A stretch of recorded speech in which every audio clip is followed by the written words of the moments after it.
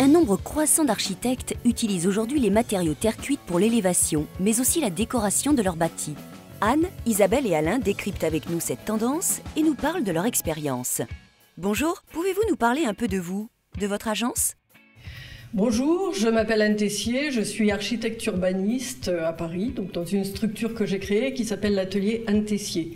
Bonjour, je suis Isabelle Van Haute, je suis architecte belge.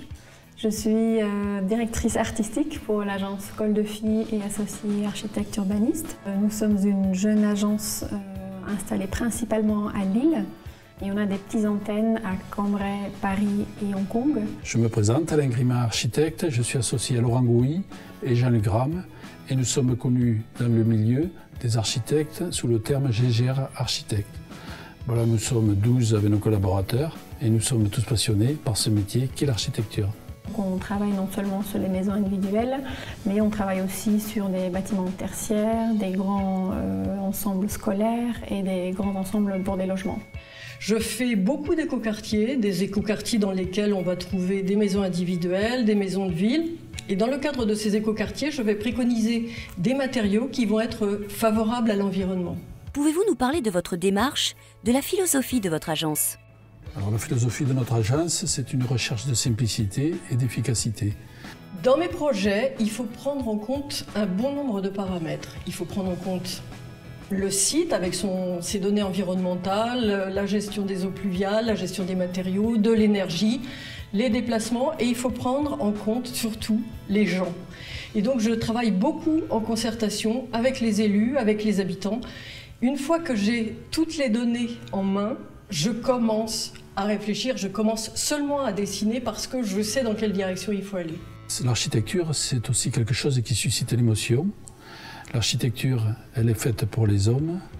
Nous avons une sorte de processus qu'on a retrouvé dans chaque projet, en fait, qui constitue un peu de 4 pôles. Le premier, c'est un pôle assez personnel, dans lequel en fait, on amène tous dans une phase de brainstorming des infos personnelles qu'on trouve appropriées pour le projet.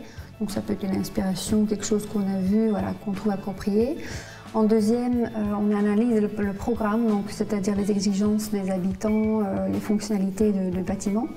En troisième, on analyse le site, donc le site proche où se trouve le bâtiment exactement, mais aussi en fait dans un petit recul urbain, donc on regarde l'échelle plus grande, donc pour bien comprendre en fait où se trouve le site, les flux, tout ça. Et en quatrième, donc c'est les exigences réglementaires. Et en fait, ces 4 pôles, pour nous, constituent vraiment un projet. On les mélange. Et c'est ce mélange des 4 pôles qui en fait, détermine si un projet se dirige dans un sens ou dans un autre. L'architecture, elle doit être aussi pérenne. Quand on était jeune, on se disait ensemble que quand on serait un peu plus âgé, vous voyez comme mes cheveux blancs, quand on passe devant nos projets, on soit fiers de ce qu'ils sont devenus, c'est-à-dire une architecture pérenne et un peu anti-mode, une architecture qui est du fond. Pourquoi utiliser la terre cuite dans vos projets ?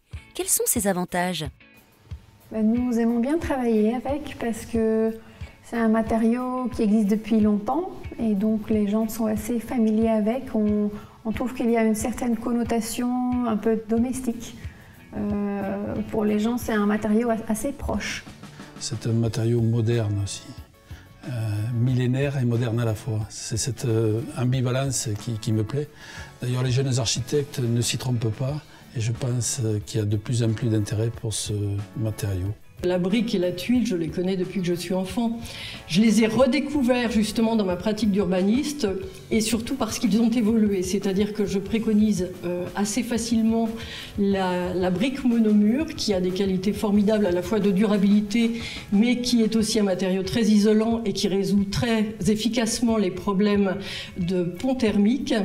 Ce matériau, nous, on a l'habitude de l'utiliser parce qu'on a commencé notre école d'architecture en 73. 73, c'est le premier choc pétrolier. Et par conséquent, la première économie d'énergie, c'est celle qu'on ne consomme pas. C'est la palissade, mais c'est important. D'où on construit beaucoup en double mur. Et pour nous, la brique, ce n'est pas un élément pastiche, une plaquette. C'est un élément construit. Ça, c'est important. Elle a sa fonction. La terre cuite est également un matériau durable.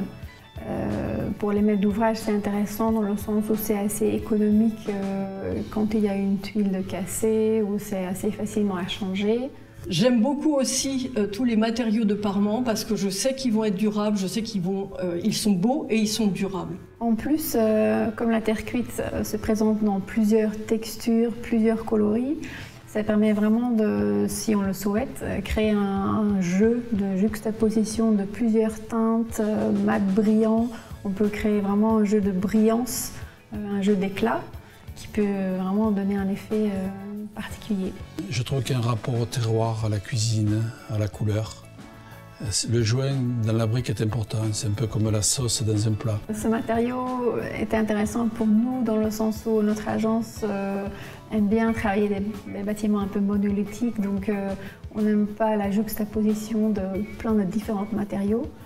Et c'est vrai que la terre cuite permet, par exemple, d'avoir un traitement en toiture qui ensuite descend sur la façade. La beauté du matériau. Qui s'intègre dans son environnement. Esthétique. Qui permet une architecture contemporaine. L'environnement. Une évidence. Alors, la terre cuite, un peu, beaucoup, passionnément? Beaucoup, vraiment beaucoup. Passionnément. Oh ben, moi je suis belge, hein, donc l'expression belge dit que les Belges ont la brique dans le ventre. Donc voilà, je pense qu'on peut dire que je l'ai dans le sang. Il ne faut pas être monomaniaque bien sûr et ne pas utiliser un seul matériau en toutes circonstances, mais la plupart du temps, la terre cuite apporte les bonnes solutions.